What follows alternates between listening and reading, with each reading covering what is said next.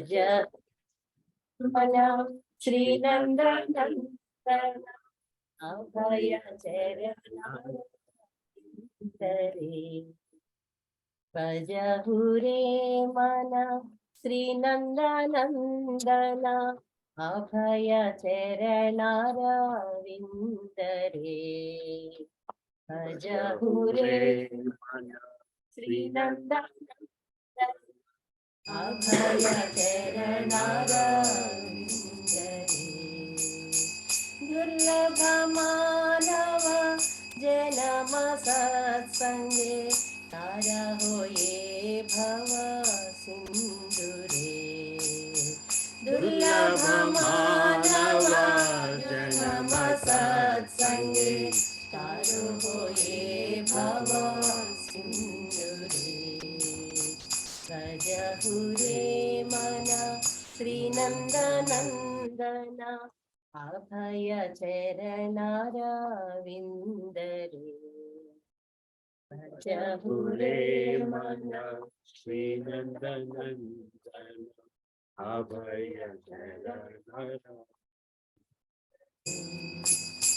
सीता तव भात भरिषण ये दिन जामिनी जागिरे सीता तव भात भरिषण ये दिन जामिनी जागिरे विफले से विनो कृपण दुर्जन सफल सुख लागिरे विफले से विनो कृपण दुर्जन सफल सुख लागिरे भजहुरे मना श्रीनंदनंदन अभय चरणारविंदरे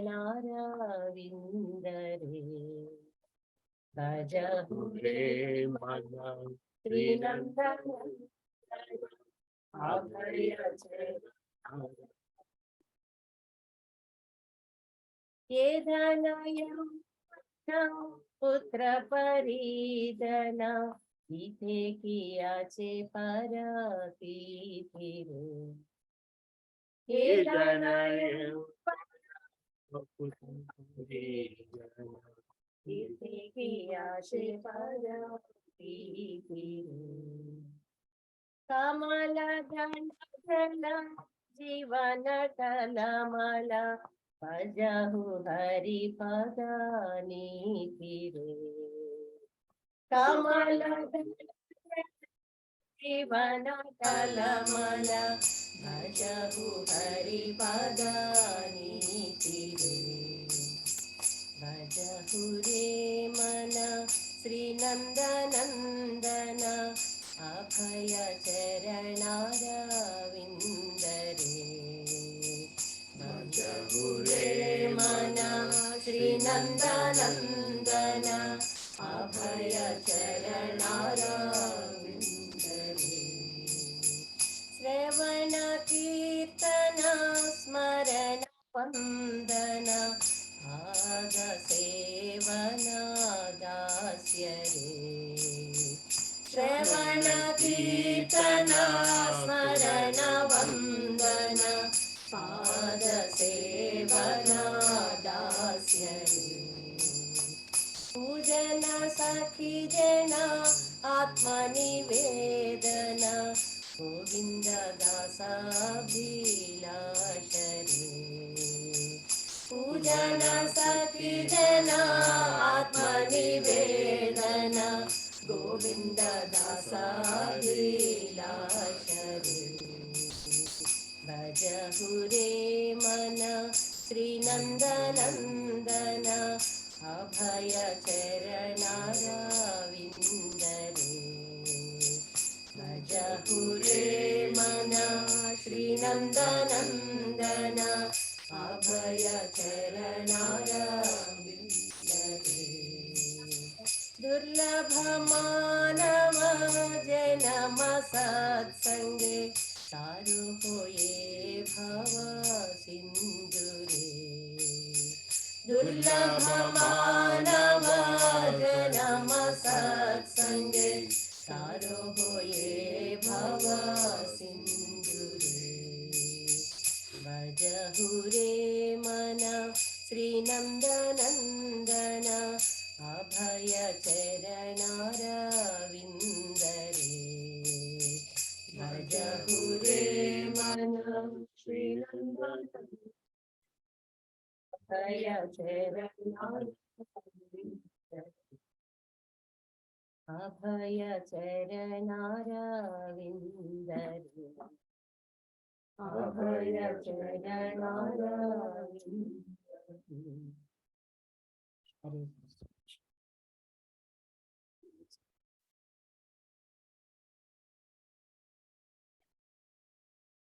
Krishna. Does anybody want to read the meanings? You see, somebody help read the meanings, Prabhu. Hare Krishna, Prabhuji. Hare Krishna, Mataji. Chautarama, can you read? Prabhuji. O mind, just worship the lotus feet of the son of Nanda, which make one fearless. Having obtained this rare human birth, cross over this ocean of worldly existence through the association of saintly persons. Both in the day and at night, I remain sleepless, suffering the pains of the heat and cold, the wind and the rain. For a fraction of flickering happiness, I have uselessly served wicked and miserly men. What assurance of real happiness is there in all of one's wealth, youthfulness, sons, and family members? This life is tottering like a drop of water on a lotus petal. Therefore, you should always serve and worship the divine feet of Lord Hari. It is the desire and great longing of Govinda Dasa to engage himself in the 9 processes of bhakti, namely hearing the glories of Lord Hari and chanting those glories, constantly remembering him and offering prayers to him, serving the Lord's lotus feet, serving the Supreme Lord as a servant, worshipping him with flowers and incense and so forth, serving him as a friend, and completely offering the Lord one's very self. Hare Krishna, Mataji. Thank you so much, Mataji. Hare Krishna, Prabhuji and Matajis. Welcome to the Saturday morning Bhagavatam class. Currently, we are doing the first canto. The first canto still sets the stage for Bhagavatam, right? The first canto is still about Parikshit Maharaj. Sorry, Parikshit Maharaj and his him meeting Sukadeva Goswami, Saunik Muni, and all that stuff. So most of us know the story of Parikshit Maharaj, right? So in this particular kirtan that we sang, it says, "O mind, just worship the lotus feet of the son of Nanda, which makes one fearless. Having obtained this rare human birth, cross over this ocean of worldly existence through the association of saintly persons." This is exactly what Parikshit Maharaj is doing by associating himself with a saintly person, Sukadeva Goswami, just to cross the ocean of worldly existence, right? He's cursed. So we'll talk about how he has been cursed and why he has been cursed. Today, the topic of discussion is Maharaj Parikshit cursed by Brahmana boy. And what happens when he is cursed? So he takes shelter of Krishna by association with saintly people.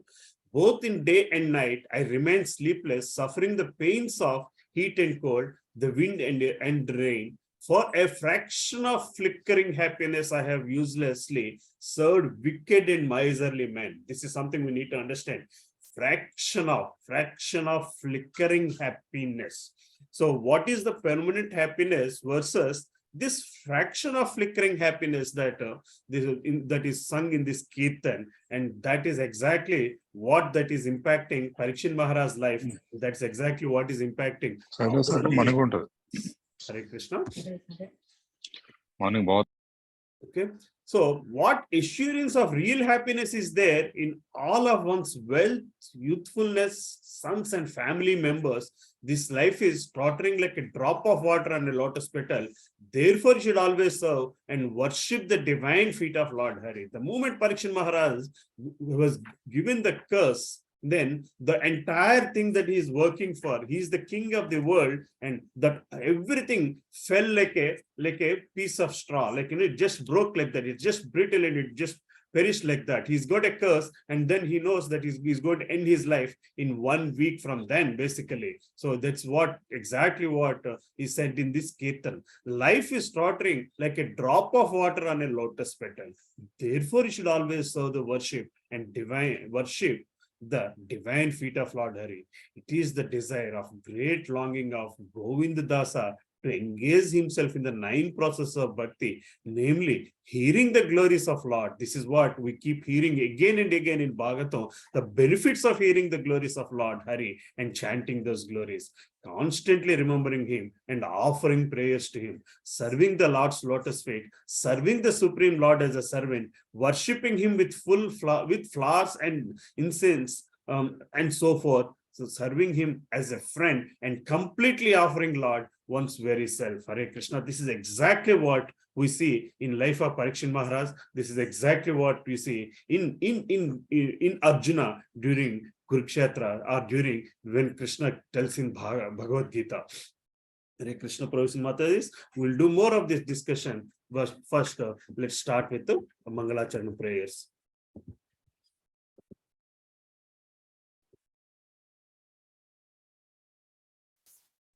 Om Ajnanatimirandasya Jnananjana Salakaya Chakshuronmilitam Yena Tasmai Shri Gurave Namaha.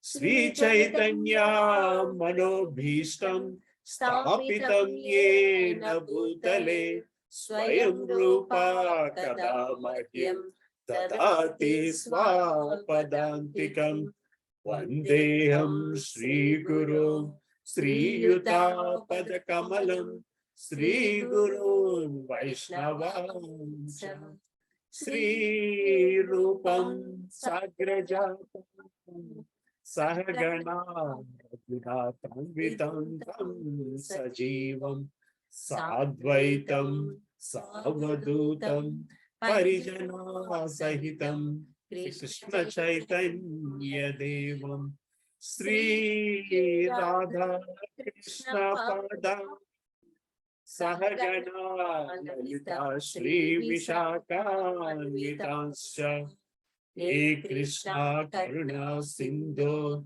Deenabandhu Jagatpate Gopesha Gopika Kanta Radha Kanta Namostute Tapta Kanchana Gaurangi Radhe Vrindavaneshwari Rishabhanustute Devi Pranamami Hari Priye Vancha Kalpatarubhyascha Krupa Sindhuvya Evacha Patitanam Pavanebhyo Vaishnavebhyo Namo Namaha. Jai Shri Krishna Chaitanya Prabhu Nityananda Shri Advaita Gadadhar Srivasadi Gaura Bhakta Vrinda Hare Krishna Krishna Krishna Hare Hare Hare Rama Rama Rama Hare Hare. Om Bhagavate Vasudevaya. Om Namo Bhagavate Vasudevaya. Om Namo Bhagavate Vasudevaya. Narayanam Namaskrityam Naram Chaiva Narottamam देवीं सरस्वतीं व्यासं ततो जयमुदीरयेत्। नष्टप्रायेषु अभद्रेषु नित्यं भगवत सेवया। भगवते उत्तमश्लोके भक्तिर्भवति नैष्टिकी। कृष्णाय वासुदेवाय देवकी नंदनाय च नन्दगोपकुमाराय गोविन्दाय नमो नमः। नमो महावदन्याय कृष्ण प्रेम प्रदायते। कृष्णाय कृष्ण चैतन्य नामिने गौरत्विषे नमः। नमः पंकजनाभाय नमः पंकजमालिने नमः पंकजनेत्राय नमस्ते पंकजांग्रे। नमो ब्राह्मण्याय देवाय गो ब्राह्मण्याय हिताय च जगद्हिताय कृष्णाय गोविन्दाय नमो नमः। विष्णुपदाय कृष्णपृष्ठाय भूतले श्रीमते भक्तिवेदान्ता स्वामिनिति नामिने। नमस्ते सारस्वती देवे गौरवाणी प्रचारिणे निर्विशेषा शून्यवादी पाश्चात्य देशतारिणे। जय श्री कृष्ण चैतन्य प्रभु नित्यानंद श्री अद्वैत गदाधर श्रीवासादि गौर भक्त वृंद। हरे कृष्णा कृष्णा कृष्णा हरे हरे हरे राम हरे Ram Ram Ram Hare Hare. Hare Krishna. Prabhuji Mataji, very quickly, shall we go through Sikshastakam prayers as well?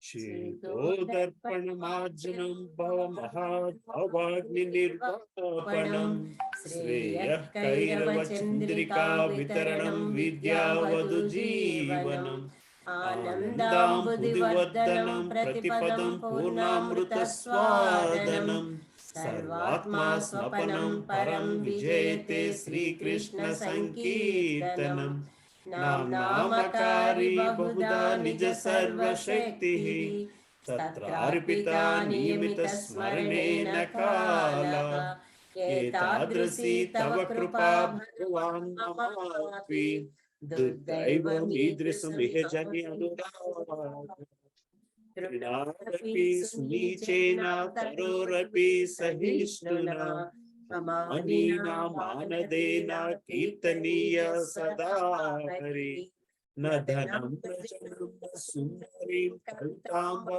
Jagdisha Kamaye Mama Janmanishware Bhagavad Bhaktarahitiki Tvayi Ainantanuja Kinkaram Patitama Vishme Bhavam Budam Kripaya Tava Pada Pankaja Sthita Dhuli Sadrisam Vichintaya Nainam Gadasrudharaya Gadgadaraduaira Pulakain Vichitam Vapuh Kada Tava Namagrahane Bhavishyati Yugaitam Nimashena Chakshusha Pravrashaitam Sunyaitam Jagat Sarvam Govinda Virahane Asishyave Padaratam Pinastumam Adarsanam Mahatam Karotuva Ekhatatava Vidadhatulam Pato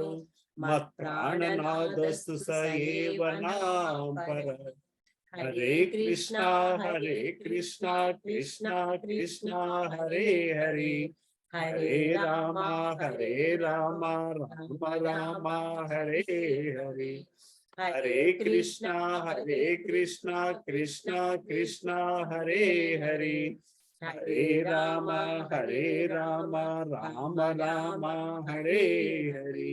Hare Krishna, Hare Krishna, Krishna Krishna, Hare Hare, Hare Rama, Rama Rama, Hare Hare. Kunkaroti Vachana Pangulaga, Kripa Tamaha, Mande Paramananda Mother, Hare Krishna, Hare Krishna, Krishna, Hare Rama. Hare Krishna, Prabhu's and Matajis, welcome to once more. Welcome to Saturday morning Bhagavatam class. Those of you, if you can turn on videos, so that will be very helpful.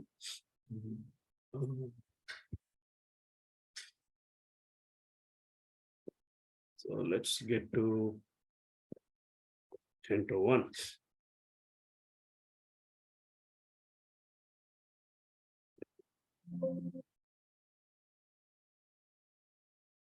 So how is everybody doing today? Hare Krishna. Very good. Very good. Thank you, Mataji, Padma Mataji. Thank you for joining. Hi, Prabhu. Hare Krishna. Hare Krishna, Prabhu. Hello, Pranam Prabhu. Hare Krishna, Vanilla Mataji. Hare Krishna, Prabhuji. Hare Krishna, Prabhakar Prabhu. Hare Krishna, Prabhu. Thank you so much for joining. Hare Krishna, Praveen Prabhu. Hare Krishna, Kinchan Prabhu. Ram Reddy Prabhu. Hare Krishna, Sarvakumari Mataji.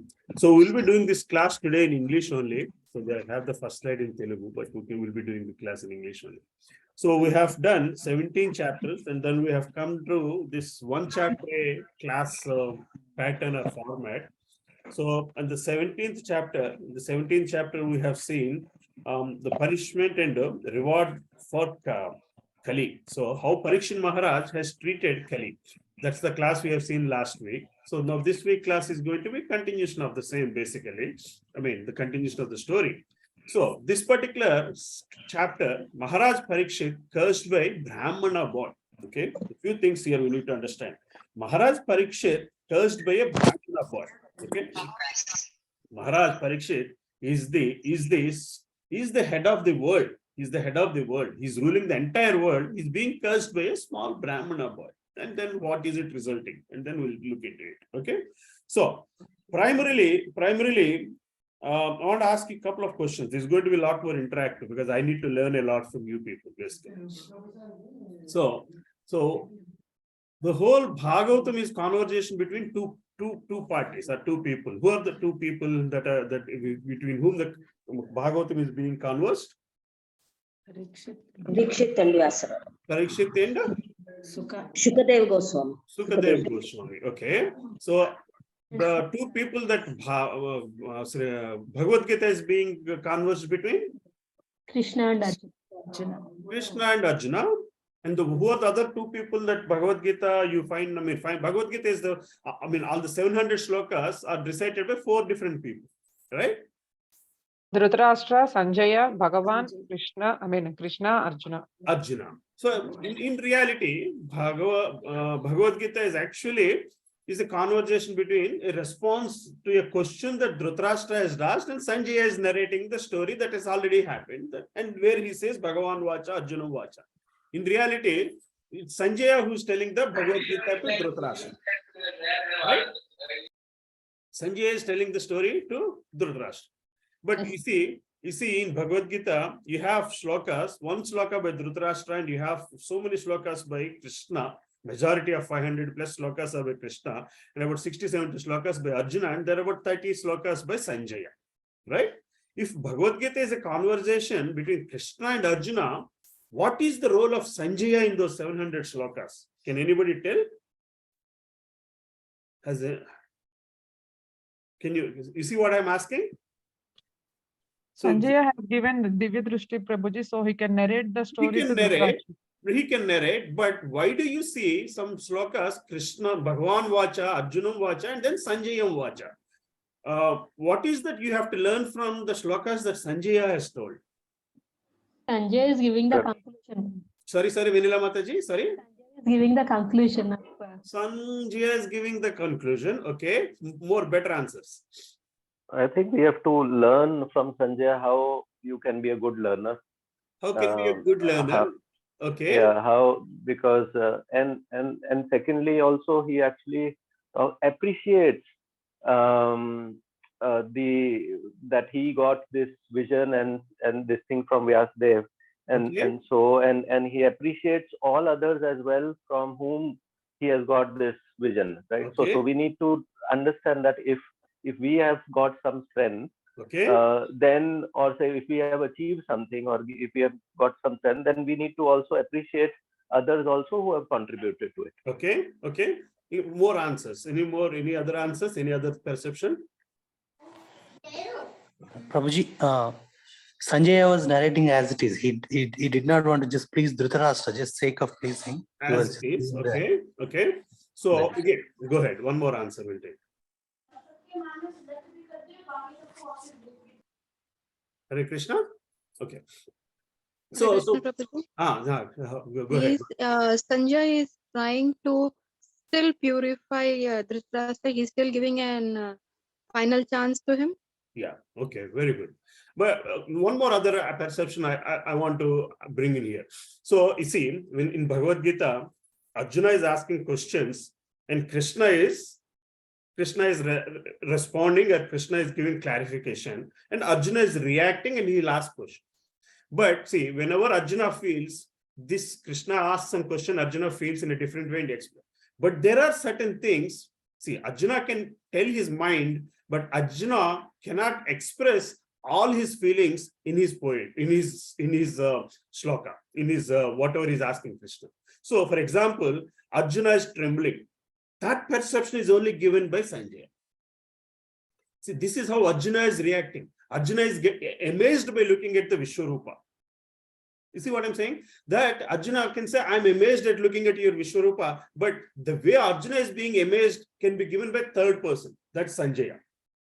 You see what I'm saying? So Arjuna can give the soul perception of what he's thinking from his mind. But if you look at it a macro point of view, the whole scene of Kurukshetra and how Arjuna is reacting to Krishna, is how Krishna is reacting to Arjuna, that perception is given by Sanjaya.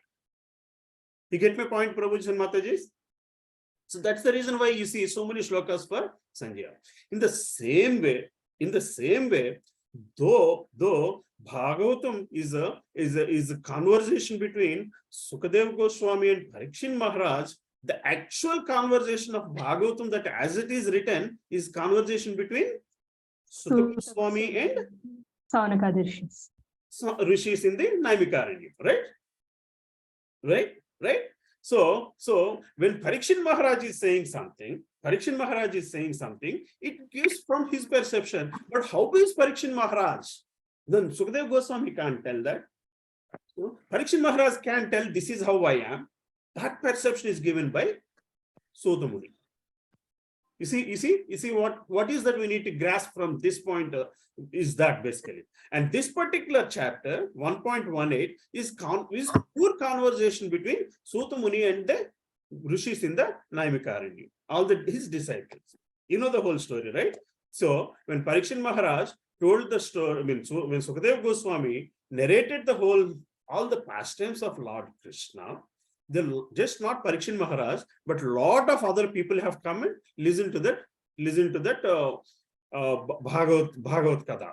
And then after that, when Suta Muni is one of them, and he listens to those stories, and he goes back to Naimikaranya. That's where his place of residence is, or he resides in Naimikaranya. And then all the rishis in Naimikaranya tells, oh God, oh sage, oh holy sage, we came to know that you have heard the pastimes of Krishna, pastimes of Lord, narrated by Sukadeva Goswami. Can you tell us those stories?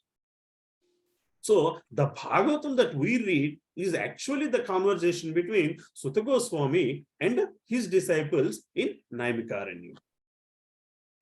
Right, Prabhuji and Matajis? Right? This is known fact only, right? But so again, when we read Bhagavad Gita, we have to understand few things. One, the glories of God. Even more than the glories of God, the characters of a disciple. The Bhakta, the Bhagavan and the Bhakta. The Bhakta attribute is always narrated by, or always depicted to us by the way Arjuna is behaving. So some of it, so again, like whenever you're reading Bhagavad Gita, it's always important to put yourself in the shoes of Arjuna, and then you'll understand Krishna better. Then how to put yourself in the shoes of Arjuna? Most of it comes from what what Sanjaya is saying about Arjuna.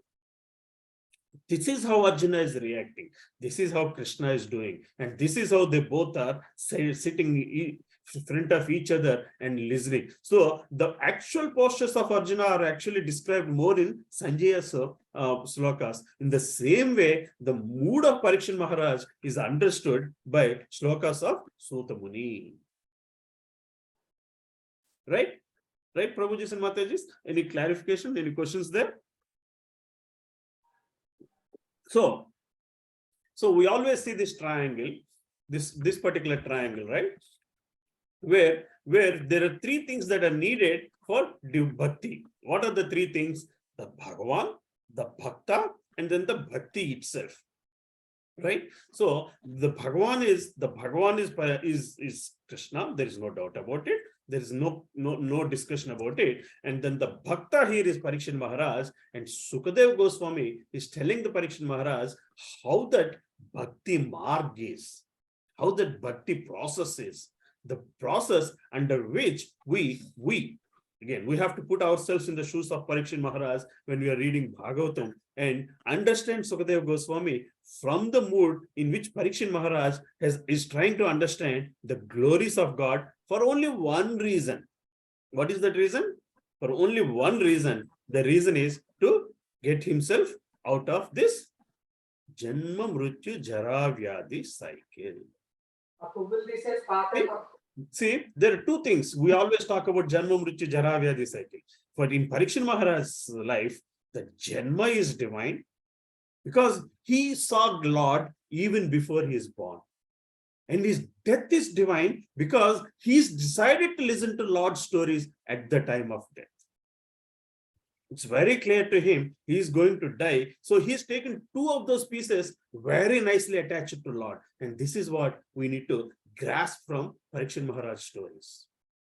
This is one of the basic pieces we need to get from this particular chapter. Maharaj Parikshit cursed by Brahmana boy. So we have seen in 1.12 chapter the birth of Parikshit Maharaj, and this chapter, and so what in that chapter we have discussed how Lord Krishna has come and stopped Aswadhama's Brahmastra and has given the divine darshan to Parikshit Maharaj even before he was born.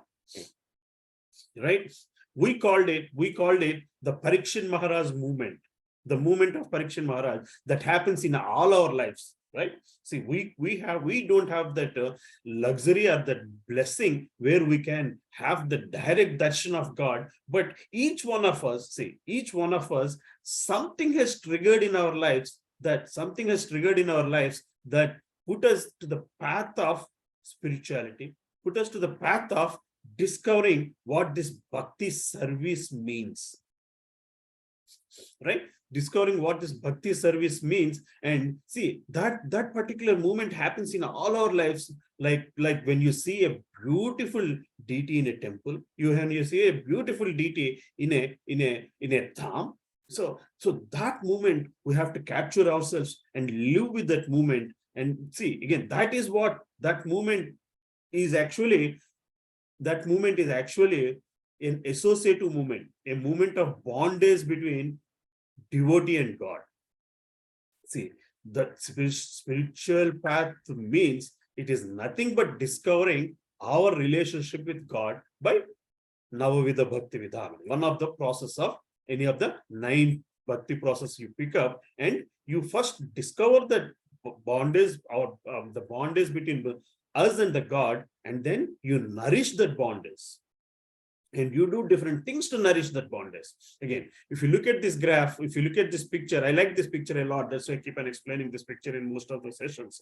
What we see here is that something belongs to spiritual world, the transcendental nature of God, something that belongs to the transcendental world of God. But what you see below, the bhakta part, is something that is in the materialistic world. We are all the bhakta in that materialistic world until we have found out that bondage with the God. Once you have found out that bond is, once you have that bond is, you have attached yourself, and then you have to nourish it with a bhakti marg. Let's discover what that bhakti marg and how that bond. See, we already know Parikshit Maharaj always had that bondage. He already had that bondage point the moment God gave him his, God appeared in Uttara's womb in front of Parikshit Maharaj even before his birth. Then since then he has been living in that association of God or with the blessings of God, and he's ruled his time in the world, and then he's come to a point where he has been cursed by a small Brahmana, and we'll go into the details of what that curse and how that curse happened, and what he has done after that curse is he's dedicated himself those 7 days to rediscover the path of bhakti for 2 reasons. One, it is for him. Then second, it is also a beneficiary thing for all the people that he loved, for the subjects of this world in this age of Kali. Right, Prabhuji and Matajis? So, having said that, with that introduction, let's go into this particular chapter. Maharaj Parikshit, cursed by the Brahmana boy. This chapter is divided into 5 major topics. The first one is Parikshit Maharaj's birth, death, and dealings with Kali. The dealings with Kali is actually discussed in detail in chapter 17. A part of it is carried in the first 10 shlokas. Then if you look at it, that's again, why are they discussing this? Because we have to take that role of bhakta in our endeavor to spiritual journey, and for that we need to understand the state of mind under which Parikshit Maharaj acted, or the state of mind under which Parikshit Maharaj has dealt his birth and his death, and how he is dealing with Kali, with the grace with which he is dealing with Kali. So for that, we need to understand a little bit of how Kali acts and how a bhakta should react, and what kind of respect we should give to Kali, and how he has dealt with Kali. Most of it is again discussed in 17th chapter, but a part of it again we'll see in this particular chapter. Then the next 7-8 shlokas deal with eagerness of sages to hear Krishna Katha. Now we are coming back to Suta Muni and his disciples' discussion. How eager they are. Again, why do we need to understand this? We need to understand this because that sets the stage for a devotee. Again, if you go back to the triangle, now the God is still the same, Lord is still the same, the Supreme Personal Godhead is still the same, Krishna. But now the bhakta here are the rishis in the Naimikaranyam, and Sukadeva Suta Muni is actually giving them the process of bhakti. So the bhakta has to show that eagerness, similar eagerness that the sages have shown in Naimisharanyam to hear the glories of Lord, hearing the Krishna Katha. Then, if you come down to 18th to 23rd chapter, Suta Goswami expresses humility and glorifies Krishna. Now, here, though he is under an upper platform of where he is the one who is actually explaining what the path of bhakti means to his disciples, but we need to understand what he's also a devotee. He's only carrying the message of God, and how with what mode he is expressing the story, and with what mood he is expressing the Krishna Katha is something that we learn from this 18th to 23rd shloka.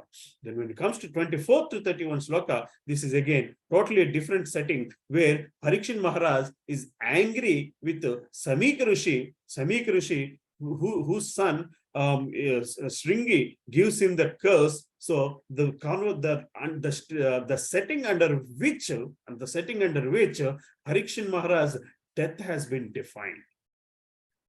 You see, so everybody's death is defined under one or other setting. We'll see here. We get an opportunity to see under which setting Parikshit Maharaj's death is set, and then why do we need to see that? Is because we need to see how he handled certain things in life, how he handled the perception of death, and so on. Then Shringi curses him. The Shringi, Samik Rishi's son, he curses him and that results in death, and then he regrets. But Parikshit Maharaj actually he appreciates it. And that only shows his respect for Kali. It only shows his maturity of or his maturity, the maturity of the bondage that he has with the Lord himself. Right, Prabhu, right, Prabhu's and Matajis. So we have about 50 slokas to cover. Probably we are not going to cover the slokas. It's more going to be more like a storytelling, and we will go sequentially. So we'll start with the first shloka. If I have that.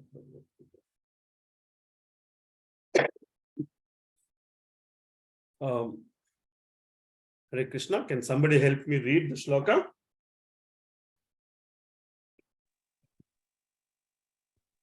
Hare Krishna, Prabhu. Can I try? Hare Krishna, Vanilla Mataji. Shloka. Sutavacha, Yavai Dravanastra Viplusta, Namatur Udare Mritaha, Anugrahad Bhagavataha, Krishna Syadbhuta Karmanaha. Krishna Syadhya Karmanaha. Hare Krishna.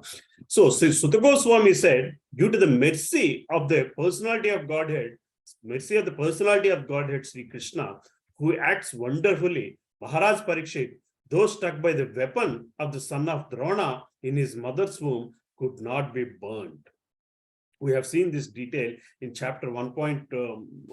Canto 1, 12th chapter, how the birth of Parikshit Maharaj, where again Sutta Goswami is saying, only by the mercy of God, Parikshit Maharaj was saved. Only by the mercy of God, Parikshit Maharaj was blessed with the what do you call the darshan of God, the darshan of Lord. You see what I'm saying? So when things happen in our life, like say visiting a dham, or being able to visit a temple, or being able to take blessings of deities at somebody's house, that all happens only by the blessing of the Lord. So we have that blessing given every now and then. It's up to us how much we make use of that blessing, because that blessing is the starting point of discovering our bondage with Bhagavan, our bondage with God. So why do we have to discover this bondage with God? Until we discover that bondage with God, we cannot get out of God's materialistic world. We cannot get out of this God's inferior world, because the God always wants us to come back to his dham, into his superior energy. He always wants us to experience that his superior energy, but it is our willingness, that is not letting us cross that boundary line. Again, it's only human being and above has that opportunity of crossing that boundary line. In the sense, only we have that understanding of the spiritual nature of God and the materialistic nature of the God. The spiritual nature of God that is emerging out of his superior energy, the materialistic nature of God that's emerging out of his inferior energy. And we always get satisfied within this inferior energy only because we are worshipping our senses, right? Because why am I emphasizing on these words is this is what exactly Parikshit Maharaj has defeated in the name of blessing that came in the form of a curse. Hare Krishna. So let's go into the second sloka. We'll mostly spend time on the meanings and not on the purports, but on few purports we'll go into details. Furthermore, Maharaj Parikshit was always consciously surrendering to the personality of Godhead, and therefore he was neither afraid nor overwhelmed by the fear due to a snake bird which was to bite him because of the fury of a Brahmana boy. Whenever we talk about death of Parikshit Maharaj, see, we all know we'll have to die. And so did Parikshit Maharaj know he is going to die. But the way Parikshit Maharaj reacted to it was because he is always consciously surrendered by the personality of Godhead. by being able to be continuously surrendered by the God consciousness is what our journey has to be about. Getting to that point, the point Parikshit Maharaj attained, the conscious surrounding by the personality of Godhead, can help him to a point he is unreactive to a curse that is coming to kill him. Why? Why? Because the two things. One, death is certain. We all know death is certain, but still we are not ready. But the way Parikshit Maharaj prepared himself, the 7 days is one thing, but the thing that is leading to the 7 days, the thing that leading to 7 days is what is defined in this particular shloka, was always consciously surrendered by the personality of Godhead. And therefore he is neither afraid nor overwhelmed by fear due to the snake bird, which was to bite him because of the fury of a Brahman boy. This is secondary. The fury of a Brahman boy is just a sequence of things that needs to unfold to call it as death to Parikshit Maharaj. But what is important is the way he's lived his life is what is defined in this shloka. He is consciously surrounded by the personality of Godhead. A self-surrendered devotee of Lord is called Narayana Parayana. Such a person is never afraid of any place or person, not even of death. So again, each time we talk about Parikshit Maharaj's death, we also talk about Kamsa, because that's neither easy character, how he reacted to death. Kamsa was loving his sister so much, but the moment Akaswani pronounced that your death is coming from her womb, he is ready to do anything to protect himself from that. But he also knows death is certain. He knows that it's not like if he gets protected from this womb, that he's going to live forever. We all know death is certain, but what is the preparedness we are doing? Are we doing a Parikshit Maharaj preparedness or a Kamsa preparedness? So a Kamsa preparedness in modern age would be more insurance, proximity to doctors, being able to handle any kind of disease. But a Parikshit Maharaj kind of preparedness death would be how to fulfill ourselves, how to fill our surroundings with that God consciousness. That's what we need to pick up from these shlokas of Bhagavatam.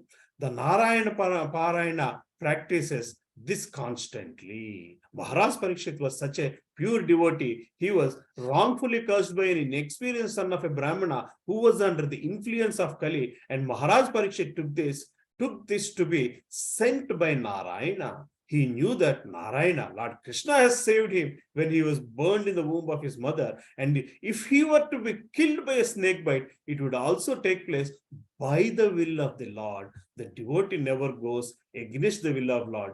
Anything sent by God is a blessing for the devotee. Therefore, Maharaj Parikshit was neither afraid nor bewildered by such things. This is the sign of pure devotee of Lord. See, this kind of conversation cannot come from Suta Goswami, Sukadeva Goswami or Parikshit Maharaj. So the character of Suta Goswami actually helps us understand the mood of Parikshit Maharaj. The mood under which Sukadeva Goswami is dictating how Bhakti Marg has to be. The mood under which Sukadeva Goswami is telling the stories of Bhaktas. Bhagavatula Kada. Bhagavatula Kada means Bhagavatam basically. Right? See, again, have you ever seen Lord Krishna's picture where he is standing alone?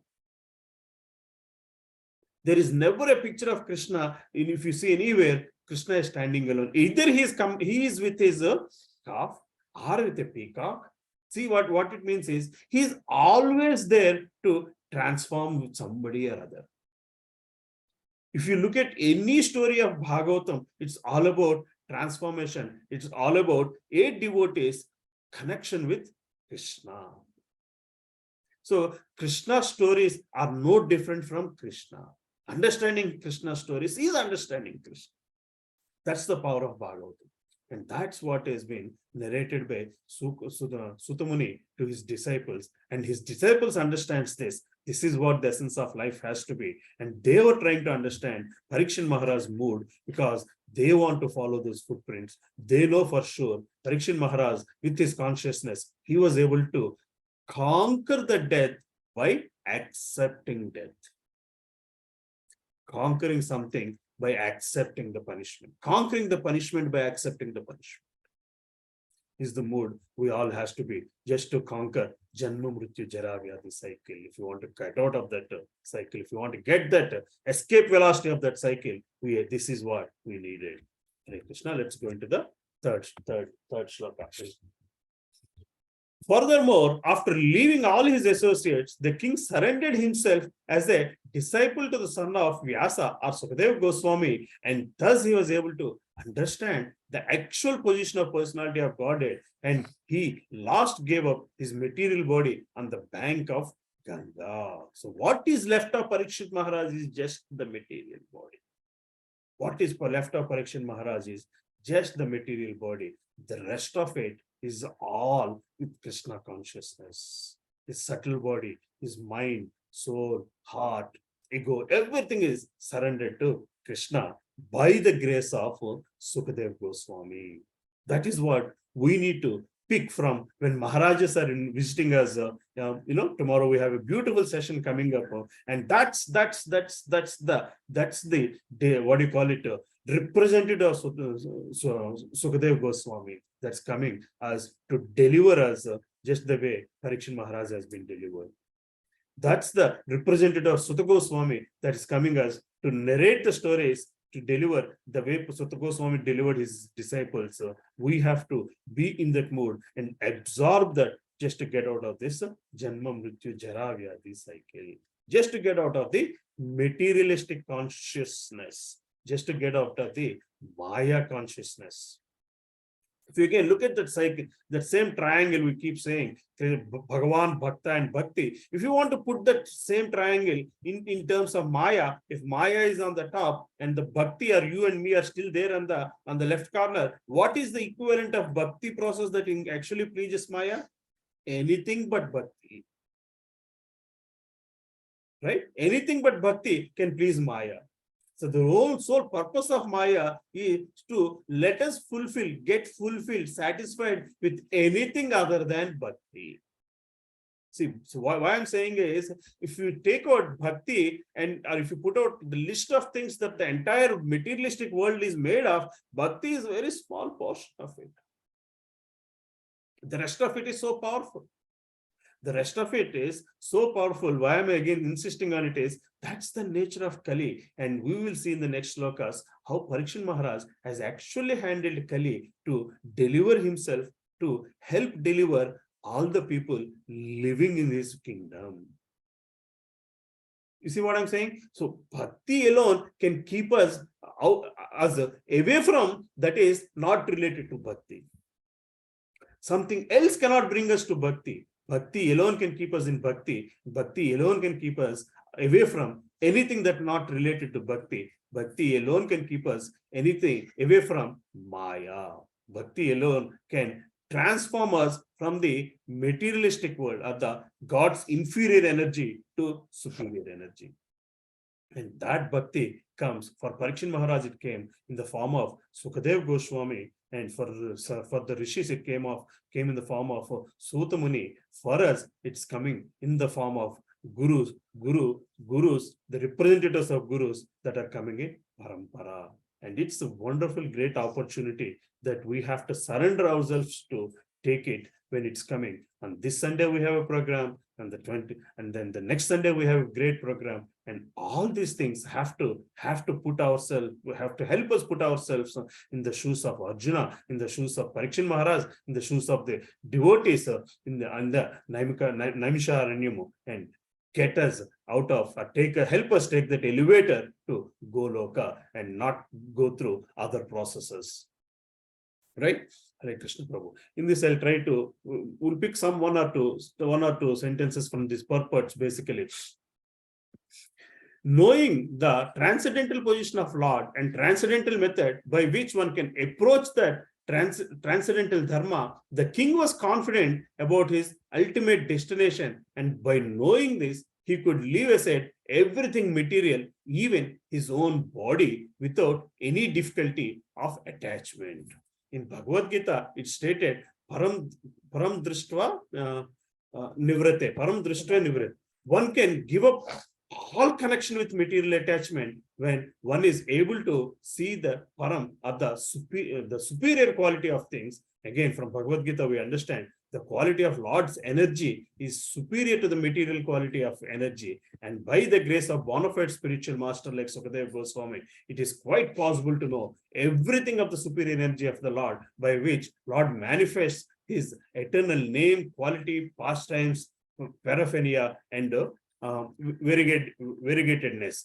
Unless one thoroughly understands this superior or eternal energy of Lord, it's not possible to leave the material energy. However, one may theoretically speculate the true nature of the absolute truth, but again, by the grace of Lord Krishna, Maharaj Parikshit was able to receive the mercy of such personality as Sukadeva Goswami, and thus he was able to know the actual position of the unconquerable Lord.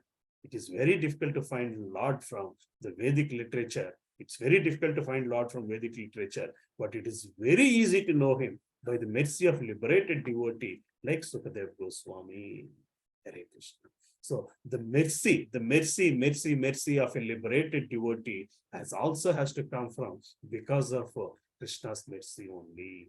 And if we are not able to take opportunity, we are not able to make use of that opportunity to understand the superior energy of Lord, we are stuck in the material energy of Lord. We are stuck in the inferior energy of Lord.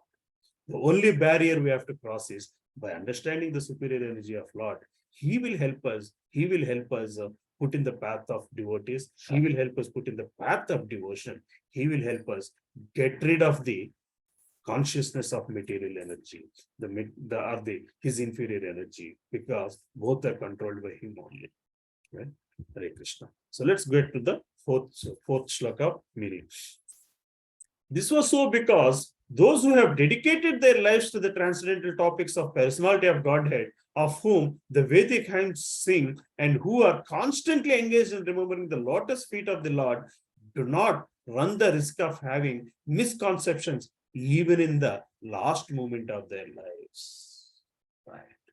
It is very important. It's very important. We have no misconceptions at the last moment of our lives. In Bhagavad Gita, Krishna says, whosoever can leave the body, whosoever can leave his body with my thoughts will reach my abode. Right? So if you want to get to that point, you have to fill in the entire journey with those thoughts. If not, in the last minute, it's not going to come. The last minute, there's no magic will happen in the last minute.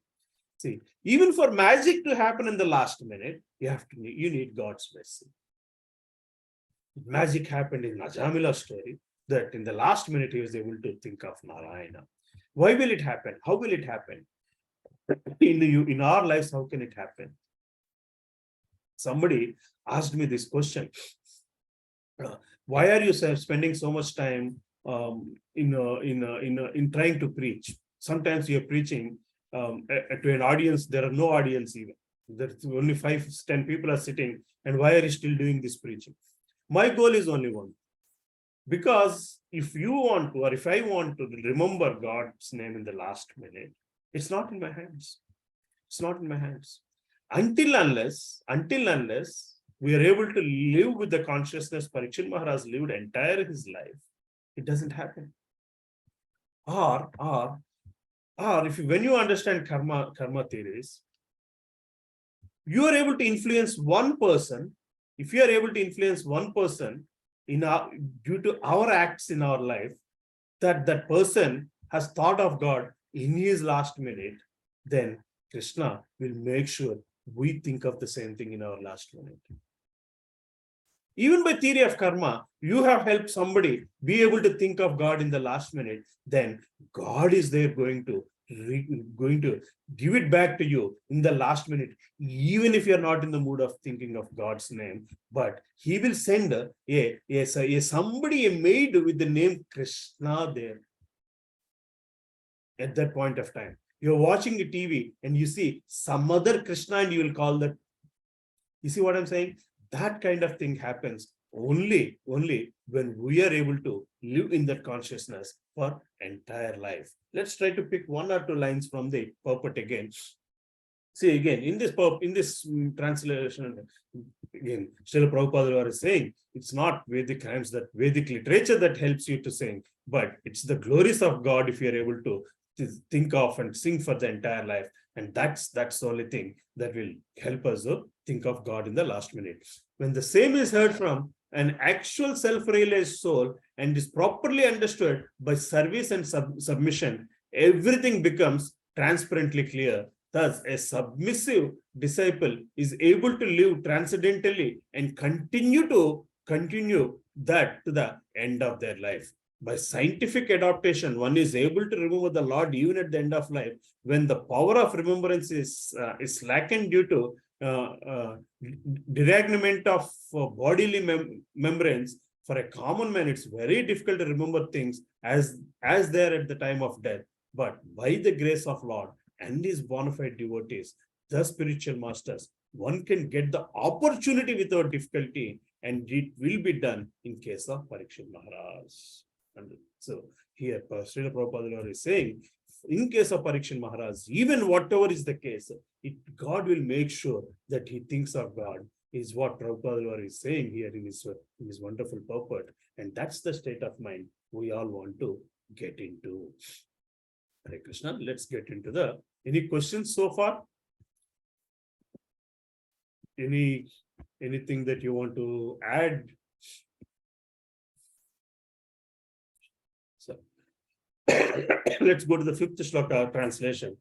As long as great powerful son of Abhimanyu remains the emperor of the world, there is no chance that the personality of Kali will flourish.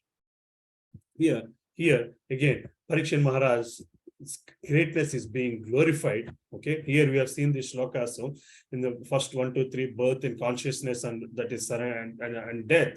In the 4th shloka, dedication to Lord, topics and constant remembrance of Krishna is what will help. And in the 5 and 6 shloka, so again, here we'll see Kali could not flourish in King Parikshit's rule. Why can't Kali what do you call it? Kali take the upper hand in Parikshit Maharaj's rule is what is being described. The very day and the moment the personality of Godhead, Lord Krishna, left this earth, the personality of Kali, who promotes all kinds of religious activity, came into this world.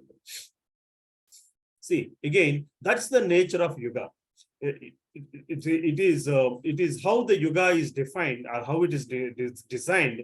The moment Lord Krishna has left the planet, when the moment the Godhead has decided to withdraw from earthly planet, that's the point when Kali steps into.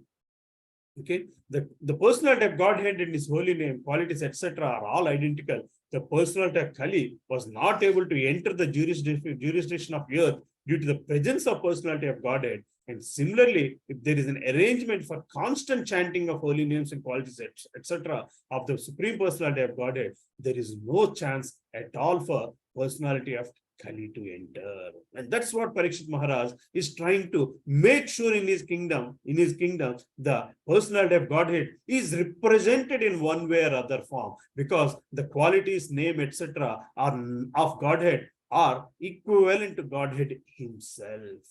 So as long as Harinama Sankirtana is happening, Kali will not enter, because both of them cannot coexist.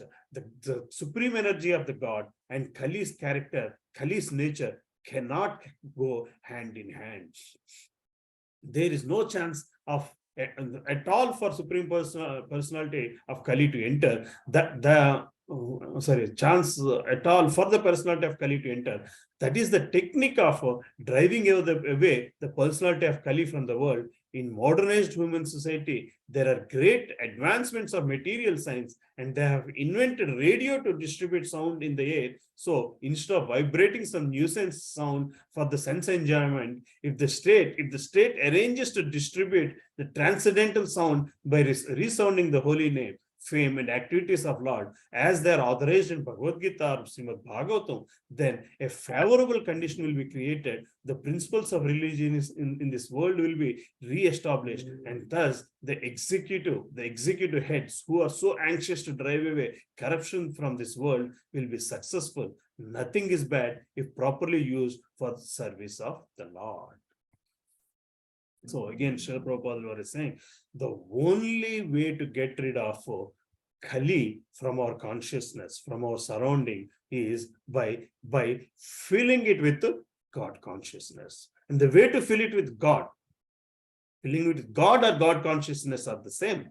Filling it with God consciousness means to fill it with God means to fill it with the discussing the qualities of God, discussing the name of God, singing the name of God, listening to the stories of God, listening to the association that different devotees have enjoyed with God, how different devotees have benefited or have taken advantage of that association with God. That's what Bhagavatam is all about, and that's what Bhagavatam is explaining. So read it in one form or other, listen to it in one form or other. Bottom line is get surrounded. Bottom line is get drenched with that consciousness.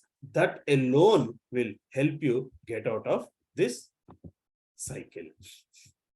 Let's get to the 7th shloka. Maharaj Parikshit was a realist like the bees who only accept the essence of a flower. He knew perfectly well that in the age of Kali, auspicious things produce good effects immediately. Auspicious things produce good effects immediately, whereas inauspicious acts must actually be performed to be effective. See how beautifully this sloka is explaining. So he was never envious of personality of Kali. So Kali is trying to influence. Kali is trying to influence, and so is God is trying to influence. A materialistic jiva, a jiva in the materialistic world, has the choice to pick one or the other. But this sloka is explaining to pick one or other, to pick the God side, to pick the superior energy of the God side. All you have to do is just think of it, and the effect is immediately responded. But for Kali to act on you, it's not thought process, but you actually have to execute it. There are multiple steps for Kali to influence on you, which is you have to have thinking on it. But when you say again, when you think of it and you actually act on it, only then Kali will be acting on you. But with God consciousness, it's not that complicated. To get into this, to get the help of God, it's not that complicated. He knew perfectly well that in the age of Kali, auspicious things produce good effects immediately. When you can think, see, when the auspiciousness produces good effects immediately, but the Kali aspect, the negative aspect of it will happen only not by thought process, but by action process. Right, Prabhuji and Mataji, you're getting the difference? So in 13th chapter of Bhagavad Gita, when we discuss about Kshatrajna concepts, we talk about the gross body and subtle body. Right? Just to give you an example, I'm going there. The gross body is ruled by the sense organs. The subtle body is actually ruled by the gross body. So the sense organs, the indriyas, karmendriyas, the indriya effect, the indriya ruchi, and panchendriyas, these 20 elements in one of the three modes sends message to mind. Right? The mind has to process it and reflect back for karmendriya to perform. So in the bhakti process, if you leave it at the mind, and karmendriya to perform, immediately action is immediately you'll see the response. But for Kali's action, if you think of it, no, there's no reaction. Only when you act on it, it starts to impact. So it's actually a longer journey. Absolutely longer journey. So when the sensory organs are sending some message to mind, the mind has the choice of acting on it or submit the application to intelligence.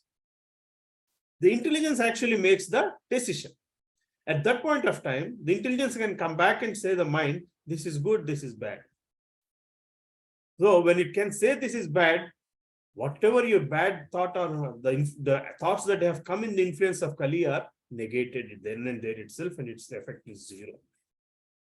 But the good thoughts, just by filling it till the mind and not even taking to the intelligence, if you take it to the heart, the association with God, that has immediate effect. It produces immediate effect, is what this sloka is being said. Have you ever thought of, you watch advertisements in TV, right? What's the average time span when advertisement comes in TV, Prabhuji and Mataji? 10-15 seconds. 10-15 seconds. Do you know why that it's not given more than that time? Does anybody know? People in marketing should know this basically. So when you look at a thing for 10-15 seconds, first thing is your sensory satisfaction is actually simulated, and the mind gets that message. Before the mind sends it to intelligence, if the mind actually sends that message to intelligence, intelligence actually makes a judgment call and say, this particular product is not needed for you. So the advertisement stops before even those 20 seconds and the next ad comes. Because the marketing people don't want you to submit this thought to your intelligence and let your intelligence make a decision on it. They want you to make a decision impulsively. You have to make a decision by the impulse of the sensory organs, by the impulse that the mind is enjoying in association with the sensory organs only. And act on it before you submit the application to the intelligence. I'm just giving you an example of how Kali influence, how they understand Kali influence and they act on it. And they're using it for a wrong purpose. Basically, even they're doing study of Bhagavad Gita and they understand how these things work, and it is actually put it in a different perception for their own benefit of that particular business. Again, that's what the inferior energy can generate or create. See what I'm saying? Anyway, that's just for an example I'm saying. So, thus Parikshit Maharaj made an organized effort to propagate the chanting of Lord's holy name, and thus he saved the citizens from the clutches of Kali. It is for this advantage only that great sages sometimes wish all good for the age of Kali. In Vedas also it is said that by discourse on Lord Krishna's activity, one can get rid of all the disadvantages of the age of Kali. In the beginning of Srimad Bhagavatam, it is said that the recitation of Srimad Bhagavatam, the Supreme Lord becomes at once arrested within one's heart. By reciting of Srimad Bhagavatam, the Supreme Lord becomes at once arrested within one's heart. There are some of the great advantages. These are some of the great advantages in the age of Kali. Maharaj Parikshit took all the advantages and did not think of ill of Kali, ill of age of Kali, true to the Vaishnavite cult. Hare Krishna. So Parikshit Maharaj is such a great Vaishnava that something that is coming as a bad, the nature of Kali, the Kali Dharma or Kali behavior is in such that it gets this negative influence only when you act on it. So Parikshit Maharaj understood that he cannot stop Kali entering the world. In the same way, we have to understand that we cannot stop interacting with the materialistic world, but the materialistic world has a limitation when you can make an intelligent judgment on it. An intelligent judgment that is influenced by the superior energy of the Lord. in intelligent decision, vichikshana is what the word we use in Telugu, rational thinking on it with the help of the Supreme Personality of Godhead or his true devotees, or the devotees that have discovered this and surrendered to Lord and are able to spread that message to us. Hare Krishna. So that's what we need to understand on how Parikshit Maharaj treated Kali, or Parikshit Maharaj's perception on the Lord's inferior energy. Right? Having said that, we'll go to the next slokas. The 7th, King Parikshit saw the good qualities in Kali. So how can we see the good qualities of material nature and move forward towards the spiritual world of God? Maharaj Parikshit considered that the less intelligent men might find the personality of Kali to be very powerful, but those who are self-controlled would have nothing to fear. The king was powerful like a tiger and took care for the foolish, careless people. So it is all about what is self-control means. Self-control means your surrenderness to the materialistic world. Those who are not devotees of Lord are careless and unintelligent. Unless one is thoroughly intelligent, one cannot be a devotee of the Lord. Those who are not devotees of the Lord fall prey to the actions of Kali. It will not be possible to bring about a saner condition in society unless we are prepared to accept the modes of action adopted by Maharaj Parikshit. That is propagation of devotional service of Lord to the common man. Here, Srila Prabhupada very straightforward is saying the importance of preaching. The importance of preaching. Unless King Parikshit Maharaj is the king and he has got all the power and he did the job to preach his disciples, preach his subjects, the necessary elements of God, the importance of understanding God and the importance of living in God consciousness. And Srila Prabhupada is directly saying to all of us who are reading Bhagavatam, this is what we should be doing. We are prepared to accept the modes of action adopted by Maharaj, Parikshit Maharaj, that is propagation of devotional service of the Lord to the common man. And that's the way we can tame Kali. That's the way we can tame our senses that are in its less intelligence nature are getting attracted to God's inferior energy.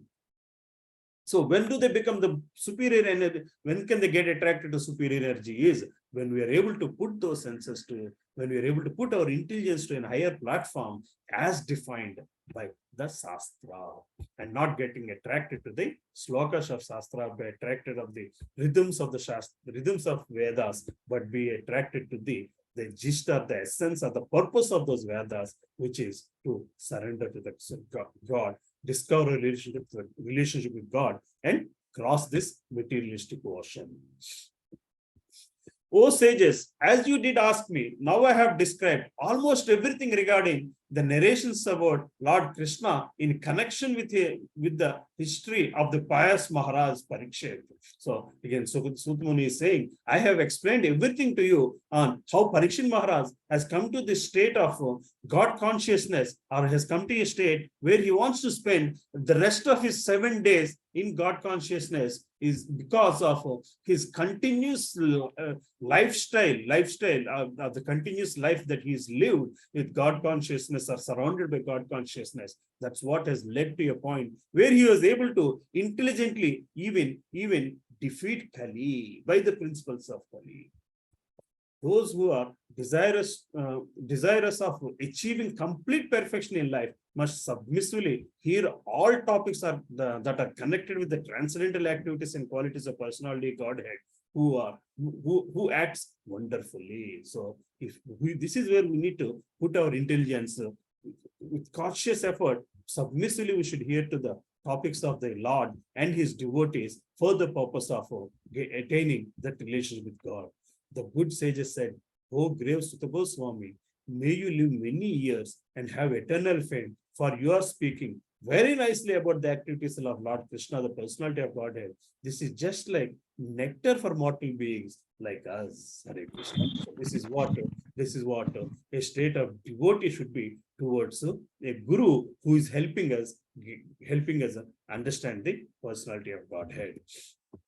This is sloka number 11. So if you come, sorry, sloka. So the second section of the slokas we are entering, the second section of slokas are eagerness of sages to hear even more about Krishna, and they understand what Shravanam, how the difference between fire and Shravanam, the power of association in hearing Harikatha, and qualities of a speaker, hearer, and the subject matter. The 15th sloka explains the relationship between the three pieces.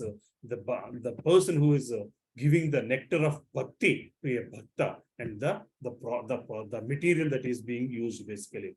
No satisfaction, no satiation in Shravanam. Continue describing about Parikshit.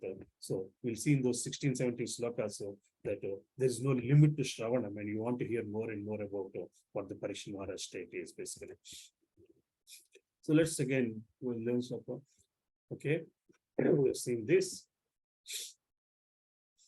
12th sloka. We have just begun the performance of this fruitive activity, a sacrificial fire, without certainty of its result due to many imperfections in our action. Our bodies have become black from the smoke, but we are factually pleased by the nectar of lotus feet of personality Godhead, Govinda, which you are distributing. So all the rishis are saying, its sacrificial fire is making us black, but that's not what it is. But it's the nectar that is coming from your mouth, from about the lotus feet of Godhead, is what is needed. That Shravanam is needed more than the yajna we are performing. Let's go to the 13th shloka. This is where we get a little more in the puppet. The value of a movement's association with the devotee of Lord cannot even compare to the attainment of heavenly planets or liberation from matter. And what to speak of worldly benedictions in the form of material prosperity, which are for those who are meant for death. Hare Krishna. See here, the shloka is very powerful. Even momentary association with the devotees, with pure devotees of Lord, cannot be compared to the attainment of heavenly planets. Even if you have life, if you have opportunity to visit, opportunity to live in a heavenly planet, in a Devaloka, Brahmaloka, Tapaloka, any of those upper planetary systems, even that is nothing compared to a momentary association with God's true devotee. Hare Krishna. What to speak of worldly benedictions? See, what to speak of worldly benedictions? We are not even been to any of the upper planetary systems. So we are just stuck in the earthly planet. Here we are stuck with the material prosperity. This is only meant for those people who are wanting to die, and death is anyway there. So what does that mean? For those who are meant for death means those who have spent life uselessly. What is life spending life uselessly means? Spending life without God consciousness is just preparing for useless death. Death is anyway there, but you have to make use of death. In which way do we have to make use of the death? A momentary thought of God at the point of death takes you out of this cycle. And to get that momentary thought of God at the point of death, your life has to be in the journey towards that goal. But we are stuck here with worldly benedictions in the form of material prosperity, and that is only leading to only useless death point, is what this shloka is explaining here. This is what Sutta Goswami is saying basically, right? So we read in Bhagavad Gita that shloka, I think it's 7.1, 717 or 718. Abrahma bhuvana loka punaravartino arjuna mamupetyete kaunteya punarjanmana vidyate. So you any of those planetary systems, even all the planetary systems have to go through the birth and death cycle, Arjuna, but only those who have reached my abode, mamupetyete kaunteya punarjanmana vidyate. Only if you can reach to that point, then there is no reason to be worried about death, and your life is not meant for death, but your life is meant for no death scenario. Punarjanma vidyate. in the apurnarva bhavana or no birth situation. When one becomes frustrated with all kinds of material advancement, one desires the opposite type of liberation, which is called apunarbhava or no birth. But the pure devotee of Lord do not aspire after the happiness obtained in the heavenly kingdom, nor do they aspire after liberation from material bondage. In other words, for a pure devotee of Lord, the material pleasure obtainable in the heavenly planets are like what's this word? Phantasmagoria. And because they're already liberated from all material conceptions of pleasure and distress, they're factually liberated even in the material world. So even living in the material world, you are totally liberated from the material world because you're living in 100% God conscious. You're living in 100% God superior energy conscious nature. This meant that for pure devotee of the Lord are engaged in transcendental existence, namely in the loving service of the Lord, both in the material world and in the spiritual world. As a government servant is always the same, either in the office or at home or at any place, so a devotee has nothing to do with anything material, for he is exclusively engaged in the transcendental service of the Lord. Since he has nothing to do with anything material, what pleasure can he derive from material benedictions like kingship or other overlordships, which are finished quickly with the end of the body? Devotional service is eternal. It has no end because it is spiritual. When we look at it analytically also, we keep saying that with the subtle body travels with the soul, and subtle body travels with whatever the nature that you have filled it with. The only thing that is carried forward from one life to another lifetime is only devotional service, but no other education is carried. Devotional service is eternal and it has no end because it is spiritual. So anything that has a limitation is part of materialistic world, but devotional energy, devotional service is eternal because it's not coming from God's inferior energy. It's coming from God's superior energy, or it's coming from God's spiritual energy. Therefore, since the assets of a pure devotee are completely different from material assets, there is no comparison between the two. Suta Goswami was a pure devotee of the Lord, and therefore his association with the rishis in Naimisharanya is unique. In this material world, association with gross materialists is veritably condemned. The materialist is called Yosit Sangi, or one who is much attached to material engagement and women and other paraphernalia. Such attachment is conditioned because it drives away the benedictions of life and prosperity. And just the opposite is Bhagavata Sangi, or one who is associated with the association of Lord's name, form, qualities, etc. Such association is always desirable. It's worshipable, it is praiseworthy, and one may accept it as the highest goal of life. Hare Krishna. So again, we'll go to 14th shloka. The meaning we'll read. The personality of Godhead, Lord Krishna, Govinda, is the exclusive shelter for all great living beings, and his transcendental attribute cannot be even measured by such masters of mystic powers as Lord Shiva or Lord Brahma.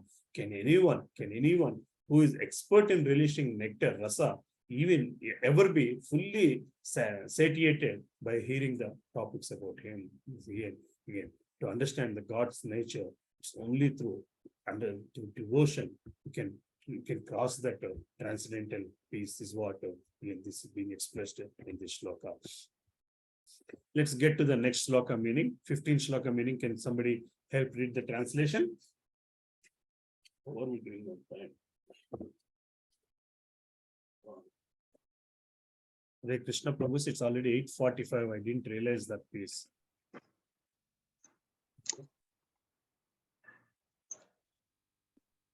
Hare Krishna, can somebody read the translation? Hare Krishna. Prabhu, shall I read? Ram Reddy Prabhu, read. Hare Krishna. Translation. O Suta Goswami, you are a learned and pure devotee of the Lord because the personality of Godhead is your chief object of service.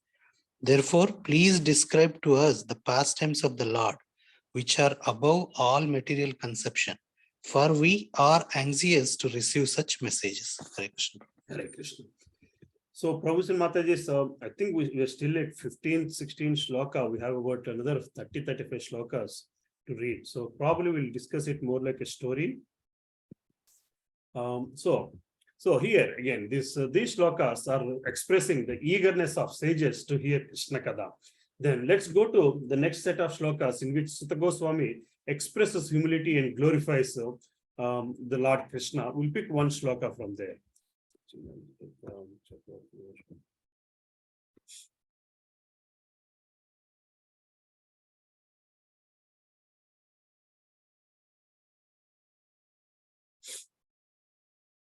So, self-controlled persons who are attached to the Supreme Lord, Sri Krishna, can all of a sudden give up the world of material attachment, including the gross body and subtle mind, and go away to attain the highest perfection of renounced order of life, by which non-violence and renunciation are conquered. So, what is renunciation really? What is renunciation? So here in this purport, Prabhupada talks about Paramahamsas. You know what Hamsa is? Prabhupada Mata is, you know what are the characters of a Hamsa? Separates water and milk, Milk. good and bad. Hamsa can separate when you put a cup of milk and water mixed in it. It just drinks the milk and leaves the water. It can just drink the milk and leave the water. Paramahamsa is somebody who can just take from the mixer of materialistic and spiritual energy, spiritual world, he just takes the spiritual part and leaves the materialistic part. That's what is renunciation. Being able to leave the materialistic part and take only the spiritual aspect of it.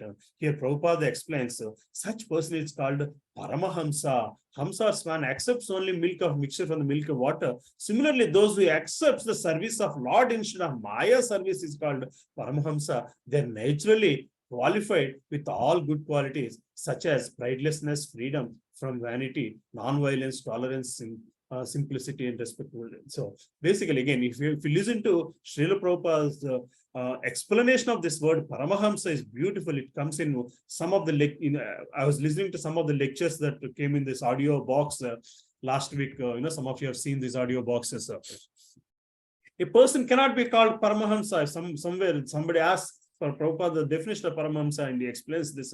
You just please don't call anybody Paramahamsa, because again, so how do I know Paramahamsa? Paramahamsa really doesn't care if you call him Paramahamsa or not. But we as disciples or devotees have to be careful with whom we are calling Paramahamsa. If somebody is asking you to call him Paramahamsa, which means he's an idiot and he does not understand what the difference between spirituality and materialistic world. And that's why he's asking you, forcing you to call Paramahamsa is what he explains in one of his lectures, basically. Like that. Actually, everyone is dependent on the mercy of the Supreme Lord, but when forgets his relation with Supreme Lord, he becomes dependent on the conditions of the material nature. Renunciation means renouncing one's dependence on the conditions of material nature and thus become completely dependent on the mercy of the Lord. So most of the times we understand renunciation means not getting attached to materialistic nature, but that's not what renunciation is. Renunciation is once one switches his dependence from materialistic things to spiritual aspects of life, spiritual pieces that the world offers, basically spiritual things that the world offers. Renunciation means renouncing one's dependence on the condition of material nature and thus become completely dependent on the mercy of the Lord. Real independence means complete faith in the mercy of Lord without dependence on the conditions of matter. This Paramahamsa stage is the highest perfectional stage in Bhakti Yoga, the process of devotional service to the Supreme Lord. So Sutta Goswami here explains with that state, one has to surrender and learn about Bhagavatam. Okay, our rishis who are as powerfully pure as sun, I shall try to describe to you the transcendental pastimes of Vishnu as far as my knowledge is concerned. As the birds fly in the sky, as far as their capacity allows, so do the learned devotees describe the Lord as far as their realization allows. This is again Sutta Muni's humbleness in with which he is saying, I will try to explain. You've been asking me to understand more, to explain more of Krishna Kada, and I'll try to explain as much as my realizations are. And in my stories, I'm going to explain how different devotees had their realizations to my understanding. And then you from there, you start to see Bhagavatam unfold from second canto onwards, unfold into different stories of devotees, different stories of devotees' realization with God, different stories of devotees' journey with Supreme Personality of God. So then the next set of slokas, let's talk about. This we talked about. Sutta Goswami expresses humility and glorifies the God. We have seen this. From here, the 24th to 31 set of slokas, Parikshit Maharaj becomes angry at Samik Rishi for improper reception. Why does Parikshit Maharaj? I mean, we all know the story of the curse that Parikshit Maharaj gets from Shringi for insulting his father. And why did that happen? Because Parikshit Maharaj, so far we have glorified Parikshit Maharaj as somebody who even understood what Kali does. Even he understood how to put Kali, how he has conquered Kali, and he asked him to stay at only few places. And he understood, and Kali is impacting not because we are looking at gold or wanting to buy gold, but we are actually buying gold and getting attached to gold. But God, on the other sense, is influencing by just thinking that you want to do Harinama Sankirtana. By just doing Harinama Sankirtana, you are achieving something bigger that has immediate effect on our lives. Right? So, with such great knowledgeable person, why did he end up into this situation? So he enters this Samik Rishi ashram, and at that point of time, the Rishi is actually engaged himself in tapas, and he's engaged himself in smarana of the Lord. He's engaged himself in thinking in the transcendental nature of the God. But Parikshit Maharaj has been very tired. Again, you have to understand these points. He's been so tired. But in the beginning of the first few chapters, we were told Parikshit Maharaj didn't feel tiredness when he sat there for 7 days listening to Sukadeva Goswami. He didn't even think of a glass of water. Water is specifically mentioned in Parikshit Maharaj's story. Because the same water here, in search of glass of water, he's entered Samik Rishi's ashram. Parikshit Maharaj is glorified so much in his by his disciples, by his subjects in the kingdom here, and then he has got everything available, and still at the 7 days he sat without even feeling thirst because he's listening to the gods, he's listening to the transcendental stories of the God, he's listening to the stories of Lord Krishna. Here, Parikshit Maharaj lost his cool. In the modern terms, we say he lost his temper, or he lost his senses, or lost his thought process a little bit, as because the same thirst that never came to his endeavor there has come here in between him and a situation in front of him, and in search of that little bit of water, he entered this ashram, and here he expected, or he felt he's not being respected enough by this Rishi. He felt neglected by this Rishi. And in that, I would not use the word fit of anger. But he came out of the ashram and he found a dead snake, and he put it in the Rishi's neck, around the Rishi's neck. Prabhuji and Mataji, this is happened due to the will of God. Just due to the will of God. Okay, Parikshit Maharaj is not happy about it, but why should he find a dead snake?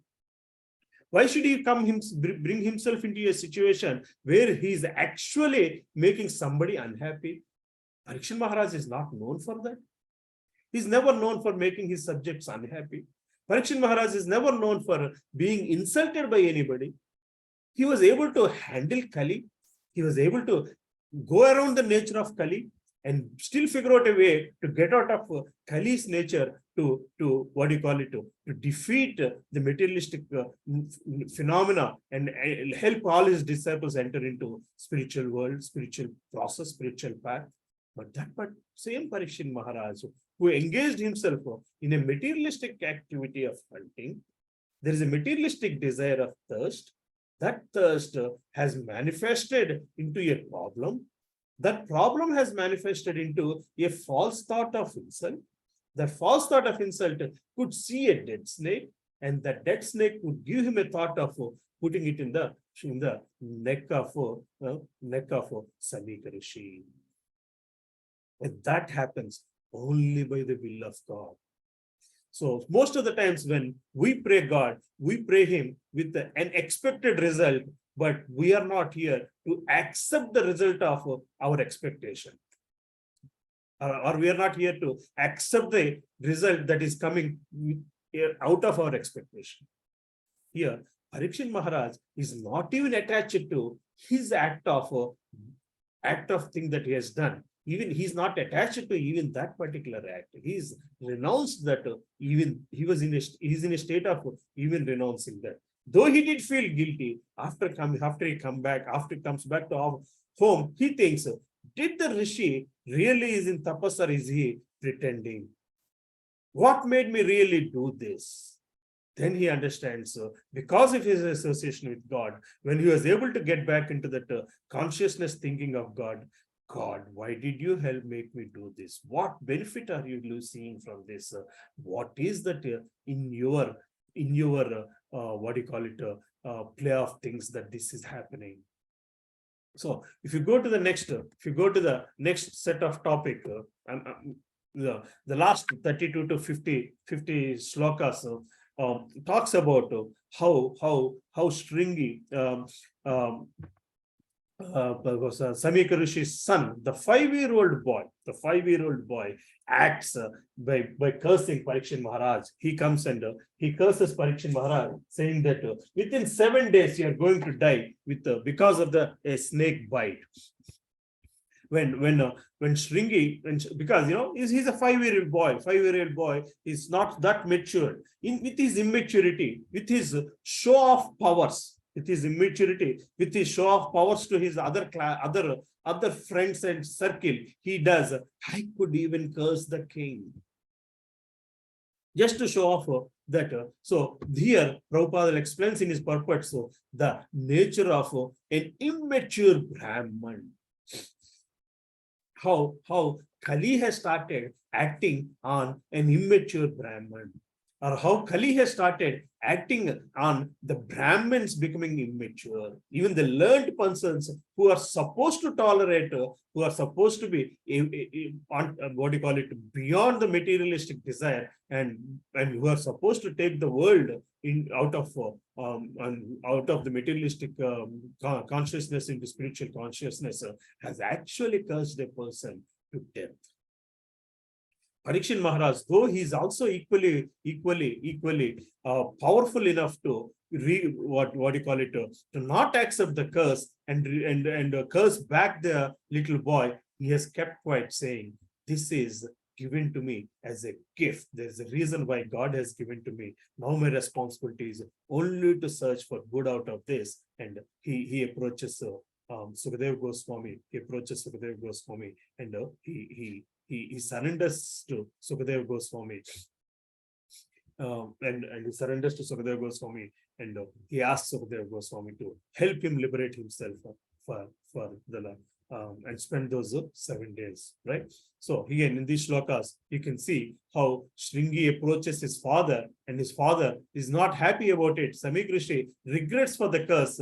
Then how Parikshit Maharaj abolishes all his monarchy, and then Samik Rishi prays for his son. And that's the quality of a devotee. So that's the quality of a devotee. Both Samik Rishi and Parikshit Maharaj have forgiven his son. That's the nature of Vaishnava. By mistake, another Vaishnava tells you something, or tells you something that is not in line of Vaishnava Dharma, but a true Vaishnava accepts it as the will of the God, and then moves on from there with a prayer. So that does not give any one of us license to speak whatever we want. If sometimes we feel like, at least I feel in satsang, Satsang is such a nice environment, it lets you speak whatever you want. And still the other Vaishnavas praise you for whatever you speak, basically. It actually sometimes gives a false satisfaction that you are great because everybody is accepting you for what you are. That is actually putting ourselves into more of a material consciousness, because in office that doesn't happen very often. In office, even if you speak something very nice, everybody tries to put you on the other side, basically. But in satsang, even something that is not so much meaningful, useful, but everybody still praises you. But then we have that nature from office that if everybody praises you have spoken something nice, that doesn't have happen very often in office. And when it happens very often in satsangs and in the Vaishnava association, we put ourselves in a higher platform, and that's actually misuse of our own knowledge, basically, or not understanding the knowledge properly. And that's where we need to take shelter in understanding a Vaishnava nature from these shlokas, where how Samik Rishi and Parikshit Maharaj have reacted to what Shringi's curse is, and how they have handled it to move themselves from materialistic bondage to spiritual world. Hare Krishna. So I think with that I'm going to close it because it's already 9 o'clock. I didn't realize that part. Sorry, I went beyond the time. Because there are 50 shlokas and there are lot of the purports, big purports here, so it's a little difficult to close it in one class, but to give you an essence of the class, I try to close it in one class. Hare Krishna. If there are any questions, comments, suggestions, please let me know. Hare Krishna, Prabhuji, should we continue this tomorrow also? Yeah. Do you think the other slokas are good purports that maybe Akinchan can cover? Yes, Prabhu, but I cannot do tomorrow. No, Akinchan Prabhu, we can ask him. Okay. Whatever slokas are left over, Yeah, we can cover those, Prabhu, because it's an important chapter. We don't want to leave it like. Yes, we can do that, Prabhu. We can, if Akinchan Prabhu, I don't know if he actually is already prepared for the next chapter. We should not push this on to him, basically, because of my inability to complete it in one class. So yeah. So Okay, I'll ask him, Prabhuji. I'll ask. Hare Krishna. Hare Krishna. Thank you for your wonderful class, as usual. Thank you very much. Prabhu, somebody is saying, Srinivas Prabhu is saying. No, somebody has some. Hare Krishna Prabhu, yeah, Ram Reddy here. Ram Reddy Prabhu, Chepan Prabhu. Telugulo అడుగుతాం question అది కొంచెం తెలుగులో అయితేనే I can put it correctly. Prabhu, first I'll beg your pardon if I ask something wrong. Yeah, no, Prabhu. There's no Prabhu. wrong question. There might be a wrong answer by a wrong preacher, but not wrong question. లేదు ప్రభు, ఇది even భీష్మదేవ్ కేసులో కూడా నాకు ఇది ఎప్పుడు ఈ doubt ఉంది Prabhu. Bhishma is a mahajan and is glorified like anything in Bhagavad Gita and he has that self, whenever he wants he can die on the day. Right. And Krishna himself మన ధర్మరాజు వీళ్ళందరినీ తీసుకెళ్తాడు to listen from Bhishma because of his experience and all. Right. And that Bhishma వాళ్ళ side నించున్నాడు ప్రభు, కౌరవుల side నించున్నాడు when everything was going wrong. అక్కడ కూడా మనం ఈ will of lord అని వింటున్నాం ప్రభు. అండ్ ఇక్కడ పరీక్షిత్ మహారాజ్ గురించి కూడా he was తన తల్లి గర్భంలో ఉన్నప్పుడే విష్ణువుని చూశాడు అంటే లైక్ ఆయన గురించి ఇంకా మనం అట్లాంటి వాళ్ళు ప్రభు ఇవి జరిగినప్పుడు విల్ ఆఫ్ లార్డ్ అంటే నా మిడిమిడి జ్ఞానమో నా ఈగోనో తెలియదు ప్రభు, యాక్సెప్ట్ చేయలేం ప్రభు. అంత మంచి అక్కడ Bhishma is a great person, ఇక్కడ పరీక్షిత్ మహారాజ్ గ్రేట్ పర్సన్. వాళ్ళే మిస్టేక్స్ చేస్తున్నప్పుడు నేను అందుకే చెప్తున్నా ప్రభు, నా మిడిమిడి జ్ఞానమా లేకపోతే నా ఈగోనా, మేము కూడా కొన్నిసార్లు ఇట్లా చేయొచ్చా అన్న ఒక ఫాల్స్ ఇది వస్తుంది ప్రభు. దీనికి ఎట్లా ప్రభు, దీన్ని ఎట్లా కట్ చేసుకోవాలా, ఆర్ ఎట్లా దాన్ని పాజిటివ్ గా ఎలా తీసుకోవాలి ప్రభు?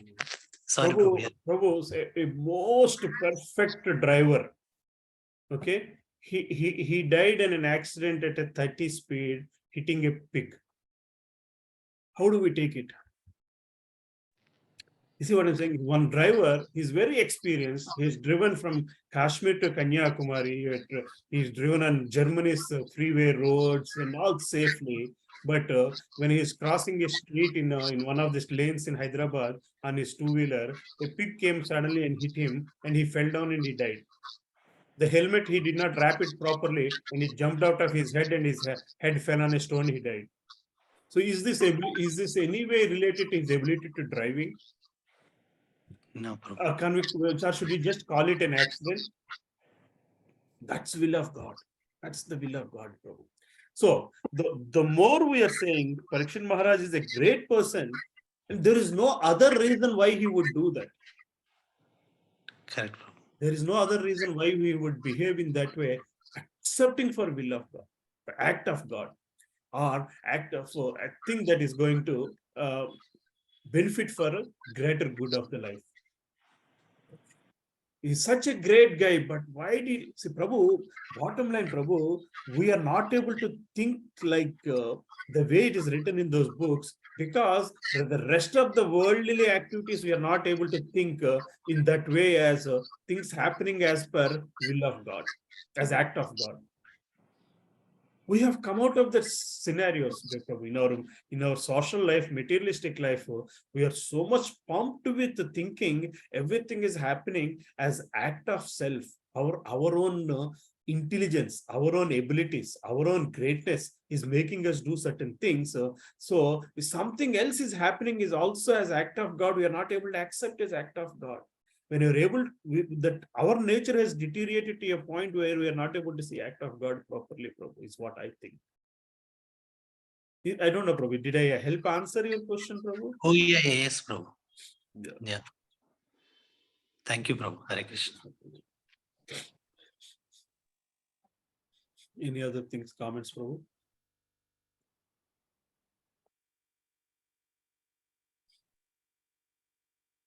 Oh, Hare Krishna Prabhu who is this ఈ సండే క్లాస్ రికార్డింగ్స్ ఏమైనా దొరుకుతాయా ప్రభు? మనం ఎందుకంటే సండే జాయిన్ కాలేకపోతున్నాము. మన సండే ఇవన్నీ రికార్డింగ్స్ దొరుకుతాయి, ప్రభు. అన్ని రికార్డింగ్స్ ఉన్నాయి, ప్రభు. I'll send you the link for Lilananda Prabhuji's YouTube channel. Then you'll find all these links chapter by chapter. You find, Prabhu. Okay, Hare Krishna. Hare Krishna. Hare Krishna, Prabhuji. Dandavat from Page. Hare Krishna, you can hear me, Prabhuji? Yes, sir, we can hear you, Prabhu. Hare Krishna. Thank you for nice class, Prabhuji. Thank you for discussing a very, very important chapter of Srimad Bhagavatam. Every chapter is important. Every chapter is divine. Yes, It's a spotless Purana. Everything about it is special. So, with your permission, I'd like to add one thing to the question that Ramreddy Prabhu asked. Ramreddy Prabhu asked. Is that okay? Yes, Prabhu. Oh, Rama. Yeah. No, I was just remembering something that I have learned from my Gurudev. So I thought I'll repeat. So, Ramreddy Prabhu, so when you see some actions of great devotees, sometimes it bewilders us, right? Yes, Prabhu. So what our acharyas have told, we normally hear this in other philosophies also, basically that we should see the intentions of others and check the actions of ours, right? Always look at the intention of the others. Don't look at the actions of others. And we should always see our actions and not just our intentions. That is the right way to accept great philosophy, accept teachings in our life. Otherwise, what will happen? We will start committing offenses. For example, our parents, they love us, but they have sometimes scolded us also, beaten us also, right? But we always try to remember their intentions. Their intention was to save us from doing wrong to ourselves or getting into trouble.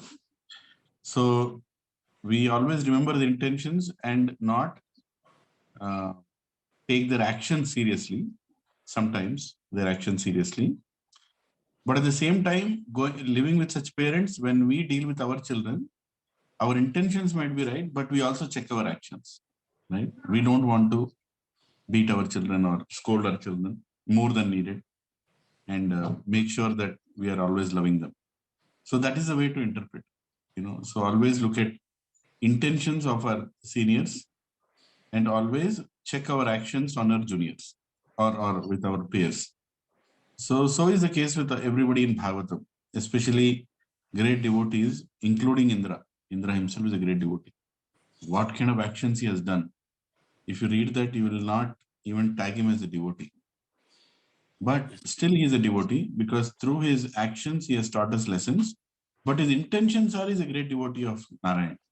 Otherwise, why would Lord Narayan give him a post of, such a big post of taking care of all the heavenly planets, right? So the right way to accept is just look at the intentions of all these great souls and use them to check our actions in our current life. That's one other way of looking at it. Sure, Prabhu.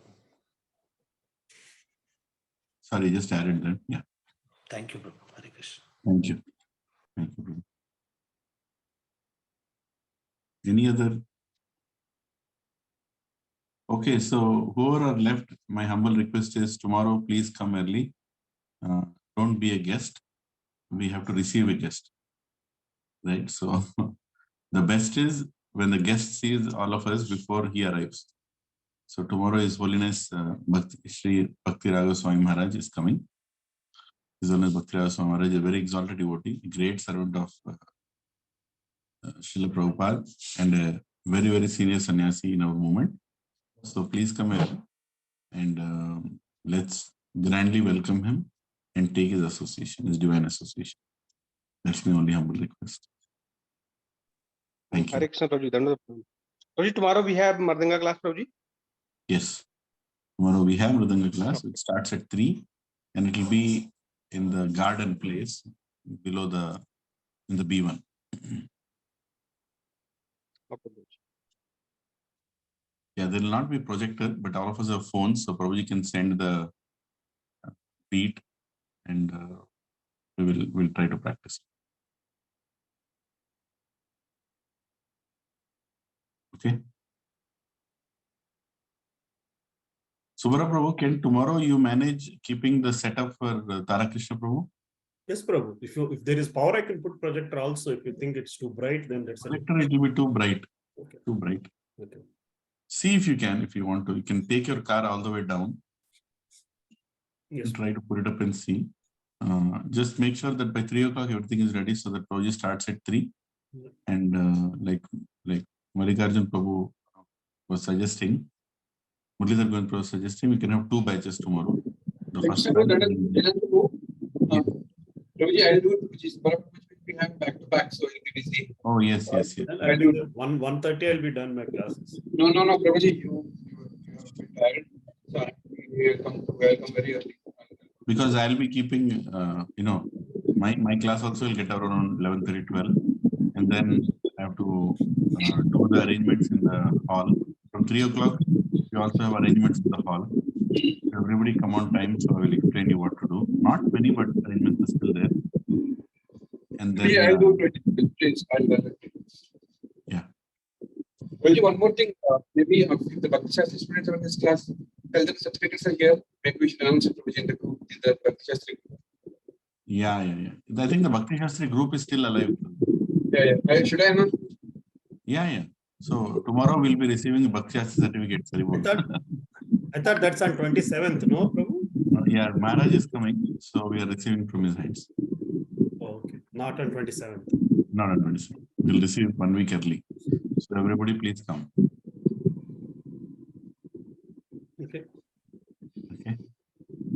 Okay. So Hare Krishna, Vancha Kalpatarupasya Kripa Sandhubhyamcha Patmanam Pavanebhyo Vaishnavibhyo Namo Namah Ananta Koti Vaishnavibhyo. Prabhupada Srimad Bhagavatam ki jai. Hare Krishna. Subbarao Prabhu ki jai. Hare Krishna. Thank you. Hare Krishna.